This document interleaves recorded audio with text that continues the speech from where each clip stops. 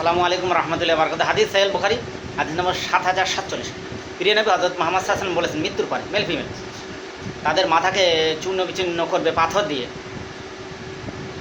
যারা ফজরের সালাত আদায় না করে ঘুমিয়েছিল এবং যারা কোরআন গ্রহণ করার পরে তা ছেড়ে দিয়ে। হাদিস সাহিহ বুখারী হাদিস নম্বর ৭০৪৭। ব্যাখ্যা বলি, দেখুন, তাদের মাথাকে চূর্ণ বিচূর্ণ করবে ফারিস্তারা আল্লাহর হুকুমে পাথর দিয়ে, যারা ফজরের সালাত আদায় না করে ঘুমায়, অর্থাৎ ফজরের নামাজই পড়ে না বা ফজরের সময় ঘুমিয়ে থাকে।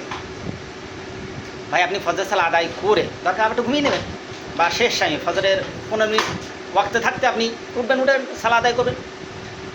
আর কোরআন গ্রহণ করার পর ছেড়ে দিয়েছে, অর্থাৎ যে হাফেজে কোরআন হিফজ করার পরে তা ভুলে গিয়েছে, বিস্তারিত হয়ে গেছে। মেবি এটা হতে পারে, আরেকটা হতে পারে, যারা কোরআন গ্রহণ করে, অর্থাৎ কোরআনের হুকুম হাকাম, আরকান হাকাম, তাহজিব তামাদুন, কোরআনের ল সে গ্রহণ করেছে, যেমন সালাত আদায় করা ইত্যাদি ইত্যাদি কাজ, বা সিয়াম বা সম আদায় করা, এইগুলো গ্রহণ করেছে, করার পর আবার ছেড়ে দিয়েছে, অর্থাৎ পূর্বে যা ছিল তাই হয়ে গেছে। এরকম মানুষদের মাথা চূর্ণ বিচ্ছিন্ন করা। সাহিহ বুখারীর হাদিস ভাই, সহিহ হাদিস। একমাত্র তাবেদারি করার দরকার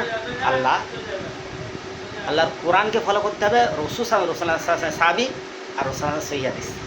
পৃথিবীর আর কারোর আপনি তাবেদারি করতে পারবেন না, কাউকে ফলো করতে পারবেন না, বলে আপনি গুমরাহী হয়ে যাবেন, বেদাতি হয়ে যাবেন।